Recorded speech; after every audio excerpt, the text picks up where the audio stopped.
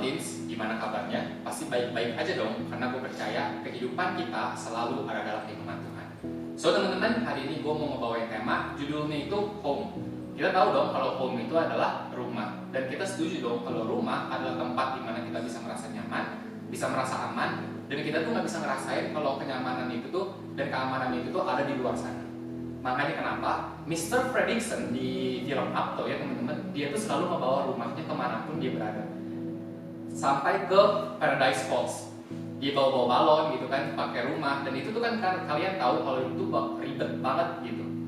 Nah, kenapa dia selalu membawa rumahnya itu? Karena dia tahu ketika dia nggak membawa rumahnya, dia nggak bisa ngerasain kenyamanan seperti di rumah, dia nggak bisa ngerasain keamanan seperti di rumah, dan dia nggak bisa ngerasain kalau istrinya itu lagi ada bareng-bareng sama dia. So teman-teman, kita sebagai orang Kristen, rumah kita itu ada di hadirat Tuhan. Tapi permasalahan kehidupan anak muda zaman sekarang, dia tuh nggak sadar kalau semakin hari kehidupannya itu semakin keluar dari rumah atau menjauh dari rumahnya. Kenapa hal itu bisa terjadi? Karena mereka tuh terlalu menikmati kenyamanan duniawi, teman-teman. Contoh aja simple, handphone. Handphone, ketika orang udah megang handphone, dia ada yang lupa waktu, ada yang lupa makan mungkin. Dan gue ambil dari pengalaman gue pribadi, ketika gue lagi main handphone dan gue lagi baca Alkitab di handphone, ada line masuk ke handphone gue. Tiba-tiba akhirnya gue bales line itu, dan pada akhirnya gue bukannya baca Alkitab, tapi gue malah chatting sama orang itu. Dan kebiasaan itu tuh berlangsung setiap hari, dan membuat kebiasaan gue yang harusnya waktu gue dipakai buat Tuhan itu tuh renggang jadinya, jadi nggak ada. Dan itu tuh membuat kehidupan gue semakin hari semakin menjauh dari hadirat Tuhan. Nah, ini merupakan satu contoh teman-teman, handphone aja bisa membuat kita menjauh dari hadirat Tuhan. Dan apa sih yang harus kita lakuin teman-teman ketika kita jauh dari hadirat Tuhan? Jawabannya simpel banget, yaitu kita mendekat lagi ke hadirat Tuhan.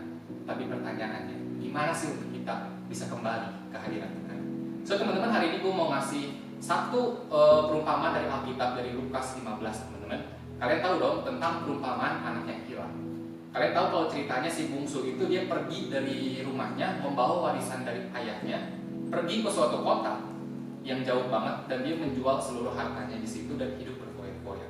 Tapi teman-teman bisa melihat di akhir kehidupan si bungsu itu dia kehidupannya jatuh miskin dan kotanya gara-gara dilanda kelaparan.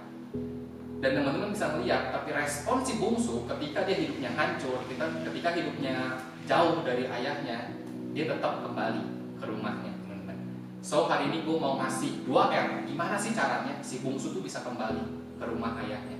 Nah, R yang pertama yaitu realize, teman-teman.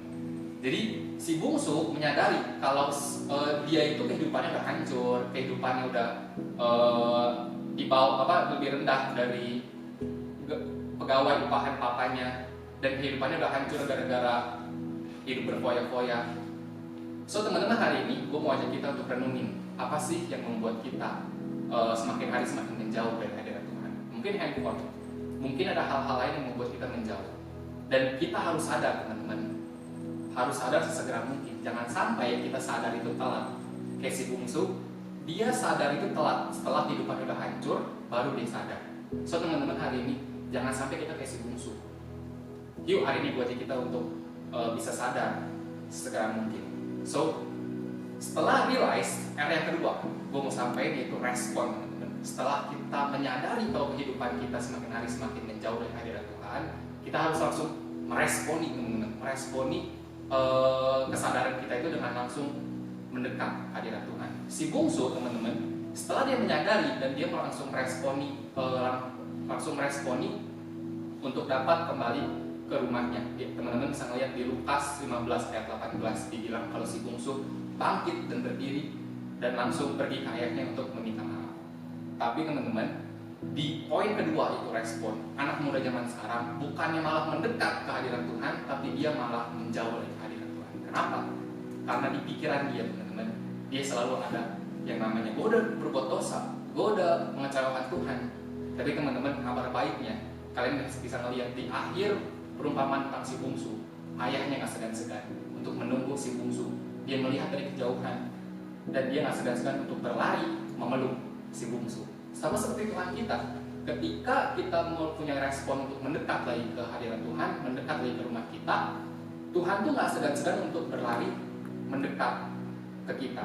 So teman-teman, itulah 2R, realize dan respon. Dan gue percaya, mungkin teman-teman di luar sana kalian merasakan kenyamanan yang kalian rasa itu udah cukup, gue nggak butuh Tuhan. Tapi teman-teman, ketika kalian ada di dalam hadirat Tuhan, ketika kalian ada di dalam rumah kalian, kenyamanan itu tuh undescribable, yaitu dia nggak bisa digambarkan karena itu tuh terlalu berbeda dengan dunia.